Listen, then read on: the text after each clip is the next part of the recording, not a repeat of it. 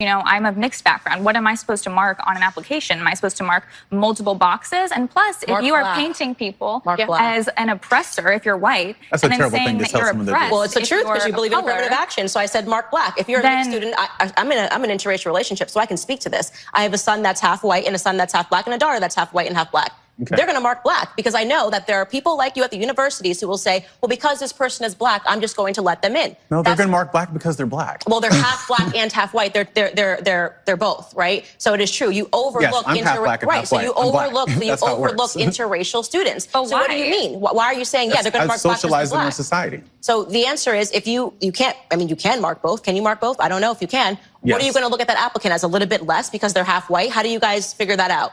How they look at it is, again, holistically across a number of different factors. I love me a buzzword. Holistically and racial consciousness. Oh, yeah? Reverse discrimination. There's a buzzword. It's not reverse discrimination. It's just discrimination. It's just racism if you're judging people on the basis of their skin color. I don't know why this is so difficult. I mean, you have to go through an extraordinary amount of school. You almost have to have a PhD to not be able to see this. The amount of mental gymnastics this professor demonstrates just to avoid giving a straight up answer is amazing. And it makes it real easy to spot when you're full of crap and have absolutely no backbone in your talking points. I want to welcome conservative author and TV host Danielle D'Souza-Gill and distinguished professor of education at San Diego State University, Dr. Luke Wood. So welcome to both of you.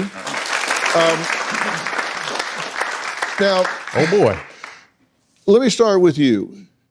Is it possible for white people to be discriminated against because they are the majority and discrimination involves power? Is it possible? Absolutely. It is unequivocally possible. It happens all the time. This actually happens not only in specific instances, but this happens in a systemic way on our most elite college campuses. And I would also say that this is happening not just in education, but in the workplace.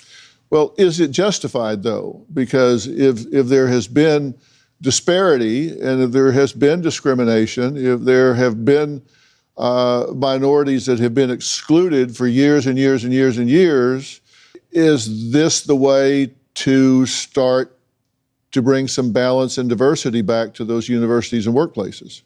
Absolutely not. Affirmative action has been going on for over 50 years, so this has been happening for a long time. And even now, we've actually seen that it's gotten worse in the sense that race relations are so poisonous, and many people on college campuses actually feel like because of all of this that's happening, they feel like they're being pitted against each other. Doctor, what do you think? Well, I think I would very respectfully disagree. I certainly don't think that white people are disadvantaged in college admissions. In fact, I would say it is the exact opposite, which is why there are policies and practices in place now to try to alleviate the historical burden. It's like if you ever played Monopoly before, right? Imagine like you have a person who's playing Monopoly and they get to go around multiple times, right? And then like halfway through the game, someone gets to enter into the game. And then because they get a turn, right, then the accusation is, well, somehow that game is unfair. Y'all, I didn't know that Steph Curry left the basketball court to become a race-hustling professor. Since when? All seriousness, he's just referring to white people as a monopoly, as we have this overbearing control and dominance in society still in 2023. But in every level of society, you can see a black person, very wealthy, very successful, very influential. So where's the monopoly? Because if you're white in today's day and age, if you say anything at all, even if it's completely accurate, based in fact, and you give any constructive criticism, anything towards a black person of color, you're deemed racist. You're deemed a bigot. You're deemed as you know, you view the world as you own it. You're above people. But this pinning people against each other, they keep promoting it because it sells. One, it makes them money, and they can divide and conquer and push these narratives. Why are you judging people based on how they look and not, you know, their level of effort, their level of sacrifice and grind, and, you know, their qualifications? Why is that not what's being discussed? I'm just curious, just asking for a friend. The kind of accusation, what we would say is reverse racism, we really just view it as what we call race sliding. Race sliding is what happens when gaslighting is racial. And essentially, if you look historically, colleges and universities have prioritized admissions for students who are white. Why is that? When you admit a student, it's oftentimes based upon your grades, high school grades, and your test scores, ACT and SAT, which are being phased out due to COVID-19. But if you think about it, the SAT and ACT have historically measured access to resources, the neighborhood that you grow up in. It is not a measure of a student's drive, a student's motivation. It is really a measure of their access. And ultimately, we know that when things measure access, they really measure white privilege. I'm just wondering, if there's so much white privilege and you're a black man, you're a doctor, you're successful as far as education is concerned, where's the privilege? Why didn't you get held down? How did you get the access, but other black folks can't have the same access and the same level of discipline and consistency and the hard work and effort that you had to sacrifice to get to the level that which you're at? Props to you. That's awesome. That's a beautiful thing. But when you get to that level, why not uplift society? Why keep pinning and pointing fingers and trying to oppress them? Why not use that influence and that power that you have to give people that access, to go out and teach people, to not just tell them that, no, you can't do it, or somebody's out to get you based on how you look? Why not tell them that, no, you can do exactly what that little white boy, white girl, Asian boy, Asian girl, anybody can do if you're willing to sacrifice some sleep and grind harder than the next person and discipline yourself to achieve those grades that get you into those Ivy League schools? Then you can have it just like them. You shouldn't be admitted based on how you look, just to, level out the playing field. No. Life ain't fair. Life is not all sunshine and roses. You should get where you get based on being qualified, based on having worked harder than the other people going for that same role. School, workforce, athletics, anything in this world, it shouldn't just be handed out. It should be earned. Candace, are we compromising standards Yes. if we do that because we haven't fixed the problem down the line? That's correct. It is the policies are harmful also to the people that they purport to help. And we have all of the evidence there to look at. When you artificially place a Black American into a school in which they do not belong based on their knowledge, doesn't mean that they go on to get A's. In fact, there was a Black adjunct professor, you guys have definitely heard of him, Dr. Thomas Sowell, who was teaching at Cornell University, and he found that great Thomas the Sowell. majority of the Black American students that were there were on academic probation. Now, these students were some of the smartest in the nation, but because they were artificially placed amongst their peers at Cornell University, they were failing on academic probation. These policies have never helped Black Americans. It's just basically policies that are put in place to make people feel good, right? I feel like I'm doing something when in fact I'm actually creating harm. You either know the answers or you don't. When you say, hey, we have Black students at a particular school who aren't performing at that school as well, the immediate assumption that you're making is, well, maybe it's because they're not smart enough, they're not good enough, or they don't belong here. Whereas it could be about the experience that they're having at that institution. Professors who believe that they're not intelligent enough, that they don't have the capability to do the work, that they see them as criminals, deviants, dangerous, up to no good, or they talk about them with the they statements. They're lazy, they don't care, they don't really belong here. They're only here for the financial aid. I'm giving you actual facts. No, right? I'm giving you actual facts based upon extensive and you can say, well, maybe they just don't feel good. But that's not the case. I mean, I went to university. I did not feel good, right? I didn't pull the best grades in high school, probably got into a better university than I should have gotten into based on my performance in high school. It wasn't because of my feelings. It's because I wasn't focused on it. And that we're talking about a cultural problem, what's going on back at home, as was in my circumstance. And none of that is because of institutionalized policy. It almost seems like you guys refuse to accept that, Black students aren't performing well. You feel like you have to have this burden of responsibility when, in fact, if you actually wanted to help, you would look at the facts, re-examine the fact that it's not helping anybody. It's not helping Black Americans to artificially place them into universities, and you'd make effective change. But you're making the assumption that Black students are academically inferior, and they're not. No, they're some of our most brilliant students that we have. That's the basic. No. That you are making the assumption that they are inferior. You just said that they don't belong there. Policies. I'm talking about the students that are based on the policies that you are defending right now, saying that we should have these policies that let them into these universities, not based on their skill set, but based on the color of their skin. So you are assuming that they are inferior. Comedian Tyler Fisher claims he has been turned down by 3 agencies because they said they just weren't looking for white men to book at this time. Tyler, thanks for being here. Thank you. I identify as a Latino female now, so just adjust my pronouns. So I've been in the entertainment business for 17 years. And I think what we're not talking about is children right now. Thank God I had about 5 years where this was not happening, where race was not pounded over your head. This is Professor destroying people's lives. Yeah. The manager that told me, I can't work with you because you're white, he was a pawn, And so it's so sad because I feel so bad for kids who won't have that chance. They're going to go, oh, I'm told I'm white, so I'm not going to go for it. What would you say to a 5-year-old or a 6-year-old? no matter what their race is? Should you, like, what would you actually tell them? You know, should you give your job up? And let me ask you directly, do you think it was justified for me to be told, we can't represent you, you don't have the chance to now compete for jobs because you're white? Yes or no? Was that okay or was that not okay?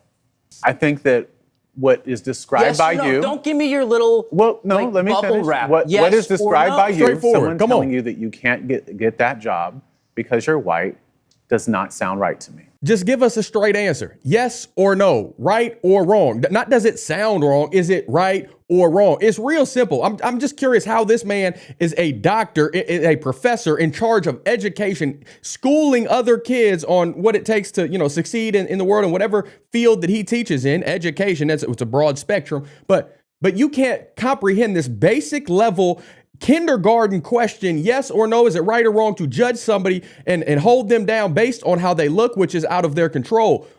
Come on now. Like this is it. They keep talking about it. That's why it keeps being brought up in headlines and it's been such a divisive issue. Stop focusing on race. Stop talking about race. It doesn't matter. We're not in the 60s anymore, not in the 1800s. It's over. Leave it in the past. Live for today. Uplift everybody. Be good to your neighbor. Love them as you love yourself. Get back to truth and reality, not all these falsehoods. And just so we're clear, this people of color lingo is straight up garbage. Hello folks, is white not a color also, or blanco for my Spanish speaking folks out there? Are white folks not considered human beings as well? Because last time I checked, all of us, black, brown, yellow, doesn't matter what color you are, we're all human beings created in God's image as man or woman. We all bleed the same exact color, red. We all got the same ancestry that started with Adam and Eve. I did a show the other day and they said, are you doing the next show? And I said, yeah. The guy said, I didn't know you were gay. He said, this is a gays only show. And so that's why Hollywood sucks right now, by the way, because they're not hiring based on talent. What do we do about heart surgeons, airplane pilots? Like, how far do we want to go with this? Do you want the best heart surgeon or do you want somebody who you think may have had it bad as a kid or maybe their great-great-grandfather? I mean, it's ridiculous. I think it's important to state how affirmative action actually harms everybody involved.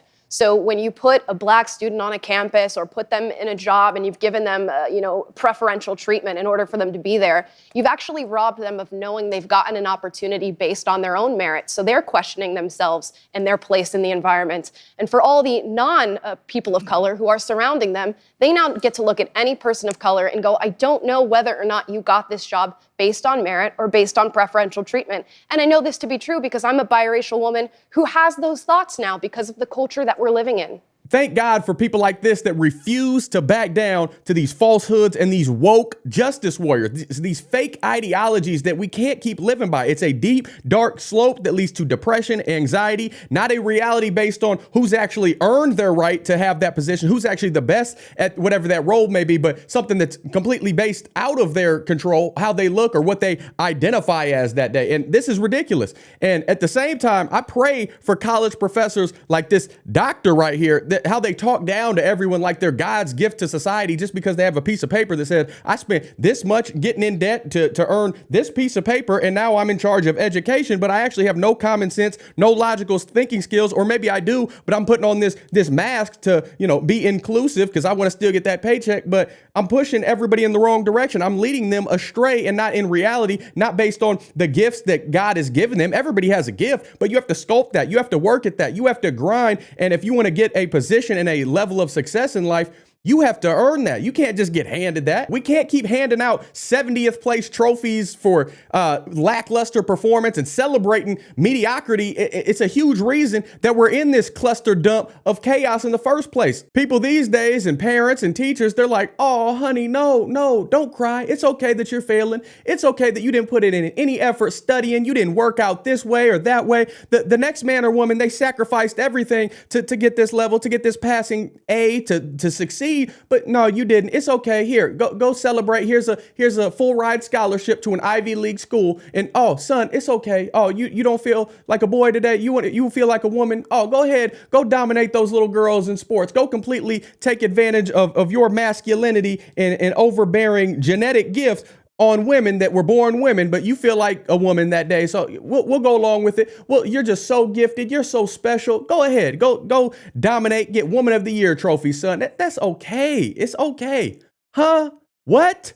Since when? When has that ever been a wise decision for the greater good of humanity? Since when is lying good for students and schools and a successful society in the long run? Then that kid then goes on and fails out of the university, has suicidal thoughts if they, identified as this, and later push hormones on themselves and fall into this whirlwind of falsehoods, and nobody tells them what the truth is. So they keep on thinking that they could be a woman. They start chopping things off. Then they have this suicidal thought, this mental depravity, because they were never taught accountability. They were never relayed truth, and that results and facts matter across the board. Y'all know I got to share some biblical soul food. So John 7 verse 24 says, do not judge by mere appearances, but judge with right judgment. Judge in truth based on reality, what the Bible says, the one truth, the moral standard that you got, the idea of right and wrong. It all comes from God Almighty. We aren't chemical soup. We aren't stardust. No explanation of evolution can ever explain where our moral standard comes from, because it came from God. He created all things. This world as a whole, they need to put their hope in God and look up. Stop looking at this world. Stop looking at just at mere appearances, because he is the only one that we can all trust, and nothing else. Not artificial intelligence, nothing but turning your heart, repenting, and putting your heart and soul into the Lord and Savior can solve all these things. That's the solution. That's how we fix this problem forever. That's all I got for today, though. Y'all let me know what you think down below in the comments section. Let's keep this conversation rolling. God bless everybody in this video. I'll be praying for them, for you, for this entire world. And shout out to Dr. Phil for giving them this platform. I know Candace Owens already has a huge platform, but Dr. Phil allowing them to come on to his show with his large audience and just, engage in mostly civil discourse and share ideas, so other people who may not have thought about it outside of the woke sphere, that bubble that they're living in, they can actually see what reality and common sense looks like. So thank you for Dr. Phil allowing that to happen. Outside of that, if you like what I'm doing over here, you got some value from this video, some laughs or whatever y'all showed up for, don't forget to smash that like button, subscribe if you're not already, ring the notification bell so you can get notified anytime I post a video. If you want to show some love to the channel, show some extra support, you can always get awesome designs like this, Suns Out, Guns Out, made by my lovely wife over in her Etsy store. She's got a bunch of Christian American designs. She also has insulated tumblers as well, like this one right here that you see. Sizes range from petite, small to big, and hefty for the clothing. So go check that out. All my links are in the description as always. Big love and thanks and gratefulness out to my Patreon and Buy Me a Coffee members. Y'all just showing up, putting money behind me and donating to my ministry and my channel and allowing me to do what I do. I love y'all so much. I'm so thankful. Whether you can donate or not, I'm still thankful for you just showing up and watching me each and every day. But y'all take it the extra mile, and I just can't put into words how awesome it is to have your support back in my channel, and my family and I we're appreciative very much so. But I'm gonna stop ranting. Y'all know I can get long-winded. Until next time, Godspeed. I'm gone.